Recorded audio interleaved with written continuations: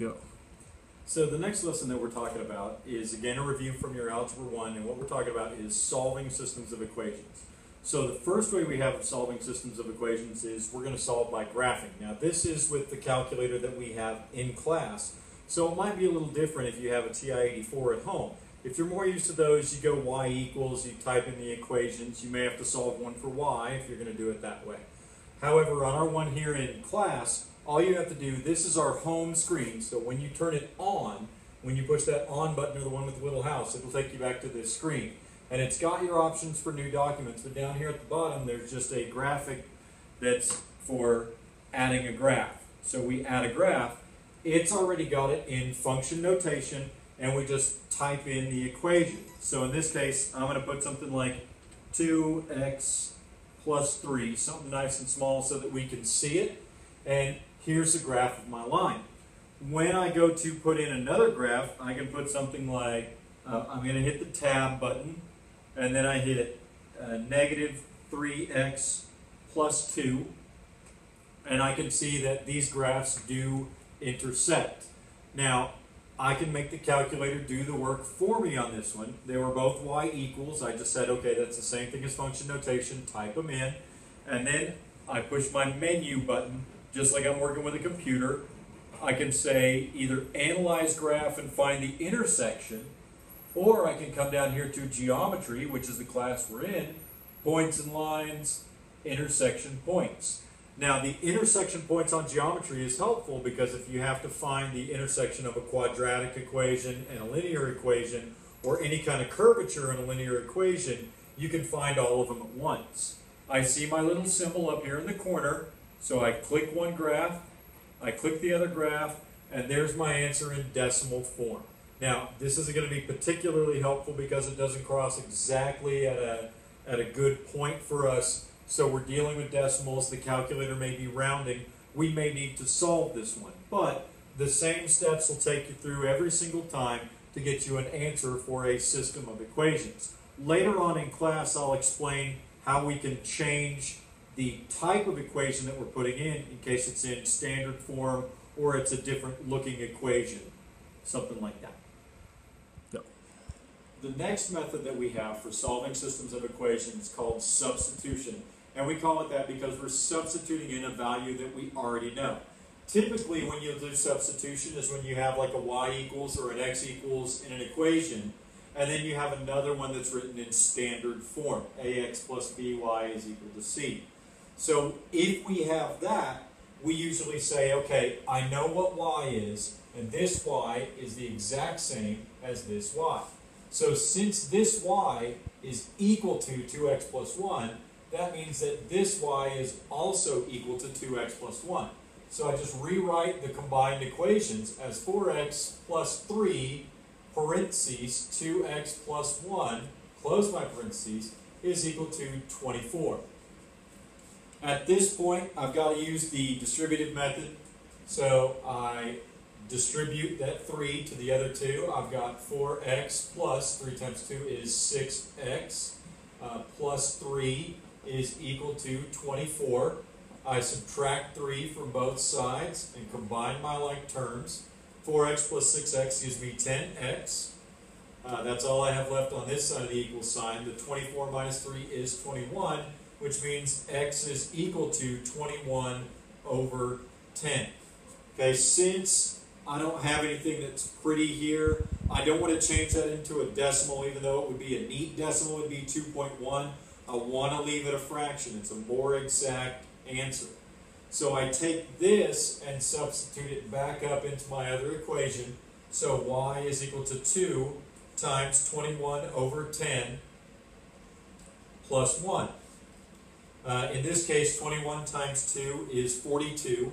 So I've got y is equal to 42 over 10 plus 1. I'm going to change that 1 to 10 over 10. So it's y is equal to 52 over 10. Remember, whenever I'm solving a system of equations, it has to have a point answer. So this is going to be 21 over 10, comma, 52 over 10. It's an ordered pair for the intersection of those two graphs. Okay. You can go.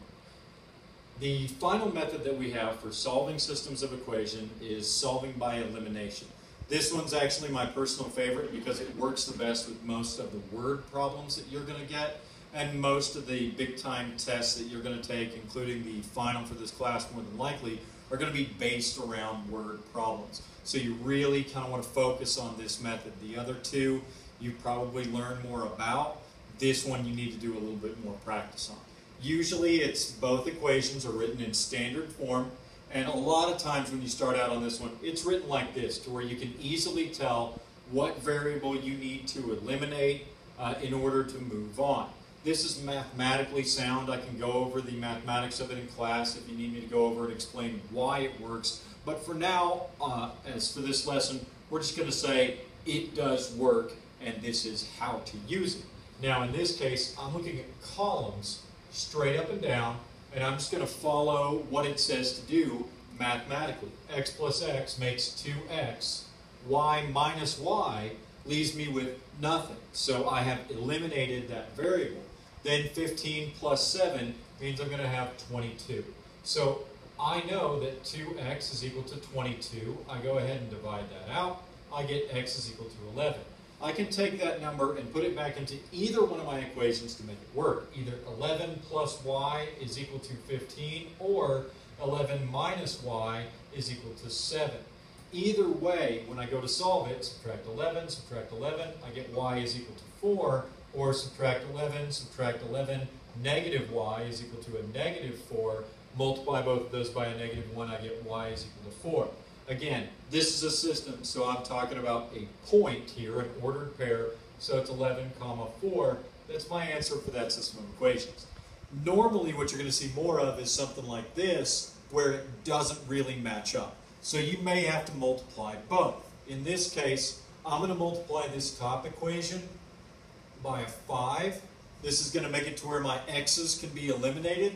I'm going to multiply the bottom equation, everything, by a negative 3. That's so it'll match up. I don't like to subtract and go through and change all the signs, so I just multiply by a negative. So the top equation, 5 times 3x is 15x. 5 times 7y is plus 35y is equal to 5 times 15 is 75. On the bottom, negative 3 times 5x is a negative 15x. There's my elimination.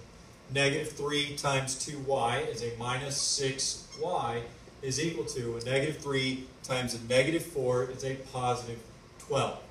I'm just going to, again, go with columns, straight up and down. The x's are gone. 35 minus 6 is going to give us a 29y, and that's equal to 87. Now, this is an interesting case because I wasn't sure if this was going to work out. It does. If I divide by 29, this is going to come up with 3. 9 times 3 is 27. 3 times 2 is 6 plus 2 makes 87. So I get y is equal to 3. You'll probably want to be working this with a calculator, but you can't rely on the calculator to solve it for you. Once I know y equals 3, I don't usually come back to my altered equations. I go back to one of my originals. This one's got a smaller y, we'll use it. So 5x plus 2 times 3 is equal to a negative 4. That's 5x plus 6 equals negative 4. Subtract 6 from both sides. That's 5x is equal to a negative 10. So x is equal to a negative 2. If I would have eliminated y, I should have come up with this exact same answer. So I get an ordered pair. It's negative 2, 3, and that's how to solve using elimination. Again, if you need more assistance with this, just ask for help during class.